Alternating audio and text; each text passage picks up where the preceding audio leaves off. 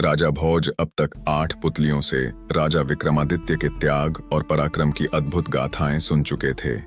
हर दिन एक नई पुतली जागती और विक्रम की किसी अनसुनी वीरता या परमार्थ की कहानी कह सुनाती। लेकिन अब वे बेचैन होने लगे थे। एक ओर उन्हें यह महसूस होता कि वे सिंहासन के योग्य नहीं, और दूसरी ओर उनके मन में उस दिव्य सिंहासन पर बैठने की तीव्र इच्छा भी बलवती होती जा रही थी। उज्जैनी की जनता भी इन कहानियों को सुनने के लिए बड़ी संख्या में हर दिन दरबार में एकत्र होने लगी थी। लोग अब विक्रम के सिंहासन को केवल एक वस्तु नहीं, बल्कि धर्म और त्याग का प्रतीक मानने लगे थे। नवमी सुबह का सूरज अपनी हल्की सुनहरी किरणों के साथ जब महल की दीवारों पर झलक रहा था, उसी समय राजा भोज फिर से सिंहासन की ओर बढ़े। लेकिन जैसे ही उन्होंने पहला कदम आगे रखा, पुतली मधुमालती जागृत हो उठी। उसने गंभीर स्वर में कहा, ठहरो राजन, क्या तुम उन आदर्शों पर खरे उतर सकते हो जिन पर राजा विक्रमादित्य खरे उतरे थे? क्या तुम भी प्रजा की भलाई के लिए अपने प्राण तक त्याग सकते हो? राजा भोज स्तब्ध रह गए। मधुमालती ने फिर कहा, तो सुनो उस दिन की कथा जब विक्रमादित्य ने केवल राज्य या धन नहीं, बल्कि जीवन का सर्वोच्च त्याग कर दिया था। राजा विक्रमादित्य ने एक दिन अपने राज्य में एक विशाल यज्ञ का आयोजन कराया था। लक्ष्य था प्रजा की समृद्धि, वर्षा की कृपा और दान पुण्य के माध्यम से संसार का कल्याण। वह यज्ञ 7 दिनों तक चला, और 8वें दिन जब राजा स्वयं वेद मंत्रों का उच्चारण कर रहे थे, तभी एक वृद्ध आर्षि यज्ञशाला में प्रवेश कर गए। राजा ने उन्हें देखा तो यज्ञ की मर्यादा के कारण उठ नहीं पाए, लेकिन उन्होंने मन ही मन उस तपस्वी को नमस्कार किया। आर्षि भी राजा की भावना समझ गए और उन्हें आशीर्वाद देकर वहीं बैठ गए। जब यज्ञ की विधि समाप्त हुई, तब राजा ने आदरपूर्वक अर्षि से उनके आगमन का कारण पूछा। वृद्ध अर्षि का चेहरा व्यथित था। उन्होंने धीरे से कहा, राजन, मैं तुम्हें किसी यज्ञ में विघ्न डालने नहीं आया, परंतु आज 6 मासूम बालकों के प्राण संकट में हैं। यदि शीघ्र कुछ न किया गया तो उन्हें हम खो देंगे। राजा चौंक उठे। उन्होंने गंभीरता से सब विस्तार जानना चाहा। अर्षि ने बताया कि उनका आश्रम नगर से दूर एक घने वन के बीच है। वहां गुरु शिष्य परंपरा से विद्या का दान होता है। आज सुबह कुछ छात्र लकड़ियां लेने वन में गए थे, लेकिन लौटे नहीं। जब अर्षि खोजने गए तो पहाड़ की चोटी से 2 भयानक राक्षसों की गर्जना सुनाई दी। वे बालकों को पकड़कर ले गए थे। उन्होंने घोषणा की थी कि वे केवल एक बलिदान के बदले बच्चों को छोड़ देंगे। वह बलिदान होना चाहिए एक जवान, शक्तिशाली क्षत्रिय पुरुष का। अर्षि ने अपना बलिदान देने की कोशिश की, पर राक्षसों ने ठुकरा दिया। बुजुर्गों का बलिदान हमें स्वीकार नहीं, उन्होंने कहा। केवल ऐसा वीर क्षत्रिय जो शक्ति और साहस का प्रतीक हो, वही मां काली को प्रसन्न कर सकता है। यह सुनते ही राजा विक्रमादित्य उठ खड़े हुए। उन्होंने एक पल की भी देर नहीं की और कहा, अर्षिवर, मुझे उस पहाड़ी पर ले चलिए। मैं इन बच्चों के लिए अपने प्राणों का दान देने को तैयार हूं। अर्षि ने उन्हें रोका, समझाया, पर विक्रम का निर्णय अडिग रहा। अगली भोर राजा विक्रमादित्य घोड़े पर सवार होकर अर्षि के साथ पहाड़ी की ओर निकले। रास्ता कठिन था, पत्थरीला और संकरा, लेकिन उनके चेहरे पर कोई भय नहीं था, केवल शांति और संकल्प।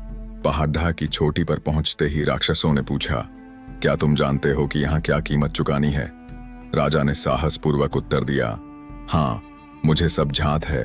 मैं जानबूझकर आया हूँ, बच्चों को मुक्त करो। राक्षसों में से एक ने बच्चों को अपनी बाहों में उठाया और उन्हें नीचे सुरक्षित स्थान पर छोड़ आया। दूसरा राक्षस विक्रम को बलिवेदी तक ले गया। वहां मां काली की मूर्ति भयावह रूप में थी, काले पत्थर से तराशी गई और रक्त से सनी वेदी पर प्रतीक्षा कर रही थी। राजा विक्रम ने कोई विलंब नहीं किया। उन्होंने आंखें मूंद कर भगवान का स्मरण किया और बलिवेदी पर झुक गए। राक्षस ने खड्ग उठाया, लेकिन जैसे ही वह प्रहार करने ही वाला था, वह अचानक ठिठक गया। उसने खड्ग दूर फेंका और रोते हुए विक्रम को गले से लगा लिया। अचानक सब ओर तेज प्रकाश फैल गया। वह स्थान जहां भय था, अब दिव्यता से भर गया। वातावरण में सुगंध फैल गई और राक्षसों के स्थान पर इंद्रदेव और पवन देव प्रकट हो गए। उन्होंने राजा विक्रमादित्य से कहा, हे महावीर, हमने तुम्हारी परीक्षा ली। हम जानना चाहते थे कि क्या तुम केवल धन और राज्य का ही त्याग कर सकते हो या अपने प्राण भी। तुम खरे उतरे, तुम्हारा यश युगों युगों तक गूंजेगा।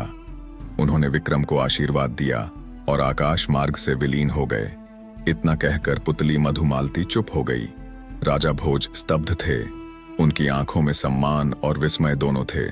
वह जान चुके थे कि सिंहासन केवल सत्ता का प्रतीक नहीं, बल्कि त्याग और धर्म का स्तंभ है।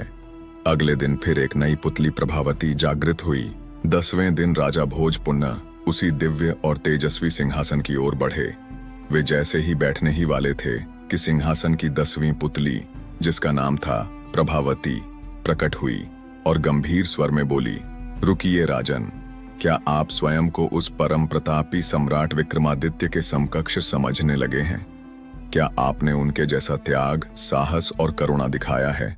यदि नहीं तो सुनिए एक और अनुपम कथा, उनके त्याग की ऐसी गाथा जिसे जानकर आपके हृदय में श्रद्धा का संचार होगा।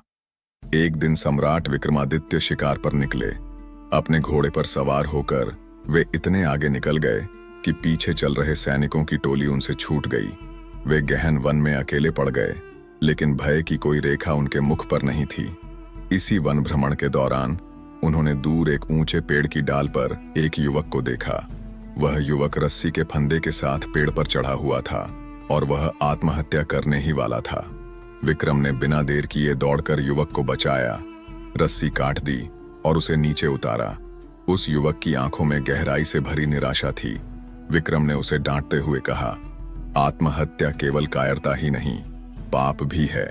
मैं राजा हूं और तुम्हें इस अपराध के लिए दंडित कर सकता हूं, पर पहले बताओ, ऐसा क्या हुआ जिसने तुम्हें यह रास्ता चुनने पर मजबूर किया? युवक ने कांपते स्वर में उत्तर दिया, मेरा नाम वसु है। मैं कालिंगा राज्य का निवासी हूं। कुछ समय पूर्व मैं एक घने जंगल से गुजर रहा था। तभी मैंने एक युवती को देखा। वह इतनी रूपवती थी कि मानो चंद्रमा की छाया स्वयं पृथ्वी पर उतर आई हो। वसु उसकी सुंदरता पर इतना मोहित हुआ कि वह स्वयं को रोक नहीं सका और उसी क्षण उसने प्रणय निवेदन कर दिया। पर युवती हंस पड़ी और बोली, मैं राजकुमारी हूं। मेरे जन्म के समय ज्योतिषियों ने भविष्यवाणी की थी कि यदि मेरे पिता ने मुझे कभी देख लिया तो उनकी तुरंत मृत्यु हो जाएगी। तभी से मुझे एक सन्यासी की कुटिया में भेज दिया गया है। मुझसे विवाह केवल वही पुरुष कर सकता है जो खौलते तेल से भरे कड़ाह में कूदकर जीवित बाहर आ जाए। अब तक कई युवक आए, सभी मारे गए। उनके अस्थि पंजर अब भी उस कुटिया के बाहर पड़े हैं। वसु ने कांपते स्वर में कहा, मैं भी उस कुटिया तक गया, पर वहां के दृश्य देखकर मेरी आत्मा कांप उठी। मैं न जी पा रहा हूं, न मर पा रहा हूं। इस पीड़ा से मुक्ति के लिए ही मैंने आत्महत्या का निर्णय लिया। विक्रमादित्य ने उसकी पीड़ा सुनी और गंभीर स्वर में बोले, प्रेम में पराजित होना वीरता नहीं। उठो, मैं तुम्हारे लिए उस राजकुमारी का हाथ मांगूंगा। यदि खौलते तेल में कूदना पड़े तो वह परीक्षा मैं स्वयं दूंगा। वसु अवाक रह गया, लेकिन इससे पहले कि वह कुछ कह पाता, राजा ने मां काली को स्मरण कर अपने 2 बेतालों को बुलाया। पलक झपकते ही वे प्रकट हो गए और राजा तथा वसु को उस रहस्यमयी कुटिया में ले गए। राजकुमारी अब युवावस्था की देहरी पर थी और सौंदर्य में अप्सराओं को भी पीछे छोड़ती थी। उसकी सखियों के बीच से निकलकर वह सामने आई। विक्रम ने सन्यासी से वसु के विवाह का प्रस्ताव रखा। तपस्वी ने कहा, राजन, मैं आपका सम्मान करता हूं, पर नियमों से बंधा हूं। विवाह तभी होगा जब युवक खौलते तेल में कूदकर जीवित बाहर आए। विक्रम ने शांत स्वर में कहा, वह कड़ाहा मेरे लिए तैयार कीजिए। सन्यासी, राजकुमारी और सभी लोग स्तब्ध रह गए।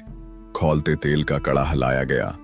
मां काली का नाम लेकर विक्रम ने अपनी आंखें मूंदी और जलते तेल में कूद गए। तेल की भयावह गर्मी में विक्रम का शरीर जल गया। वे मूर्छित होकर गिर पड़े। पूरा वातावरण सन्नाटे में डूब गया। किंतु क्या मां काली अपने परम भक्त को यूं छोड़ सकती थीं? उन्होंने बेतालों को आदेश दिया और बेतालों ने अमृत की कुछ बूंदें विक्रम के मुंह में टपका दी। चमत्कार हुआ। राजा फिर से जीवित हो गए। उनके शरीर पर कोई घाव न था। विक्रम ने उठते ही तपस्वी से वसु के लिए विवाह का प्रस्ताव पुनः रखा। इस बार कोई बाधा नहीं थी। राजकुमारी के पिता को बुलाया गया और राजसी रीति रिवाजों के साथ वसु और राजकुमारी का विवाह संपन्न हुआ। प्रभावती पुतली ने कथा समाप्त की। राजा भोज निःशब्द खड़े रहे। उन्होंने इस घटना में राजा विक्रमादित्य की त्याग भावना, साहस और करुणा को देखा। वे चुपचाप पीछे मुड़े और सिंहासन की ओर देखने के बजाय आत्मचिंतन करते हुए अपने कक्ष की ओर लौट गए। आगे की कहानी सुनने के लिए चैनल को सब्सक्राइब करें और कमेंट बॉक्स में लिखें जय महाकाल।